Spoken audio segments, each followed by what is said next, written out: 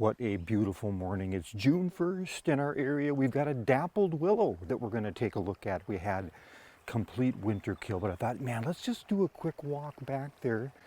You can see how some of the things are looking in the gardens. We'll cut through this circle area. And when I originally planted this, it was listed as a zone 5. I'm zone 4, and sometimes I even think I'm zone 3. So this has actually lasted without any type of real dieback for about 7, maybe even 8 years now. But this winter, for whatever reason, I think it must have been due to the snow cover, we hardly had any, has finally had this plant completely die back. Now, when I initially put this willow in, I planned on treating it as a sub-shrub, meaning I felt it was probably going to die back every year.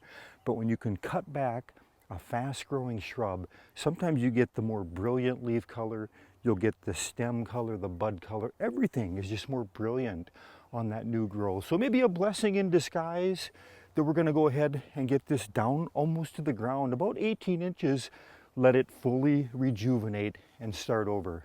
Before we get going on cutting it back, take a look at how beautiful this shrub is. This goes back to 2019, we're 2024 at this video, but look at that foliage. Almost from a distance it looks white, but it's got this whitish, greenish, pinkish, or I guess dappled leaf color. Isn't that just beautiful? And then as the seasons progress, you start to lose a little bit of that variegated. It's most prominent on the new growth, but here we are. We've got a shrub just almost 90% dead. Now we could go in there and try to cut back just some of the different dead stems. Just way too time consuming for me. I don't think they ever turn out great. They always kind of look like they're just halfway pruned. So by starting it over, especially with the fast growing shrubs, it's just the way to go. When I first started on a project like this, I'm not all that concerned about getting the cut exactly where I need it at first. Mostly you need to just make some cuts so you can get in there and actually work on it.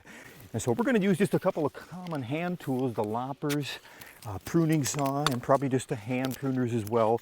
And the willow's a soft wood. We'll be able to cut through there pretty quickly. I don't always like to use the chainsaws. They're just a little bit more difficult to get in there, prone to, you know, the different snapback.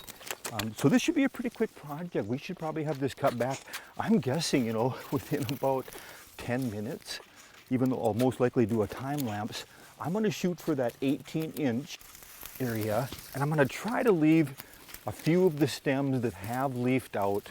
That'll help provide some early photosynthesis and nutrition back into the root system. But this is going to be, I think, vigorous enough that we could cut back almost every visible leaf, and it's still going to pop out and come back fine. What'll happen on this then, since we've cut all the buds basically off, we're going to see most of the growth come from what's called a latent bud or a hidden bud.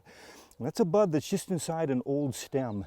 That'll start emerging. And since we're into the warmer weather now, you know, we're into June and we're going to start seeing 80 degrees Fahrenheit, 50 degrees Fahrenheit lows.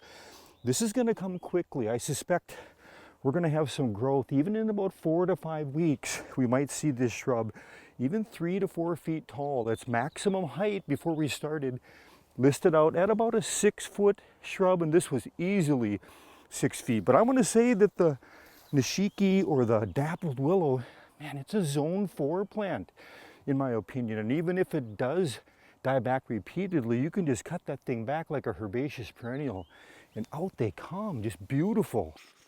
And on that note of cutting back shrubs hard, here's an example just behind us here, this cardinal dogwood. I did a video on this about 3 months ago, March. You know, we had a late winter where it warmed up, and this has taken almost 3 months now before we're finally starting to see some of that new growth emerge. Now this cardinal dogwood, it's most likely going to be about 3 to 4 feet within about a month now that we warmed up.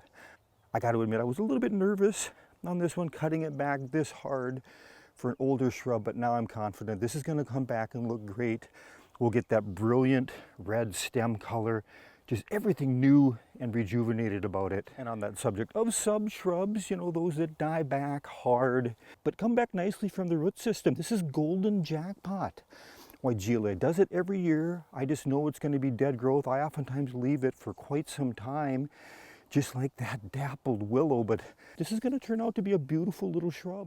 One of the reasons I've got all these beautiful trees and shrubs here, kind of in a long column that bed weaves in and out, But I wanted to block off our vegetable garden area back here. I don't know, vegetable gardening, kind of a messy type thing. Seems like it's always a work in progress. So that was kind of one of the goals.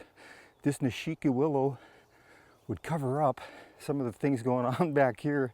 I tell you what though, if you look at this trench here, I was loosening up that soil, hoping to get a few more tomatoes in the ground. And the willow roots are aggressive. I mean, really aggressive. And I was really starting to notice my age yesterday when I started digging through here. Just a lot of roots. It's too competitive, this vegetable garden. I did a video just a little bit ago. We talked about these grow bags that you see back here, and that's what we're going to start transitioning to, the gardening above ground. At a garden tour we had in our gardens a couple years ago, you never know for sure what people are going to be drawn to. And this dappled willow, I would say 50% of the people made comments on it. So this is a shrub that I would encourage you to grow if you're not already. Hey, thanks for stopping by Garden Hike. I appreciate it. We'll see you again next video.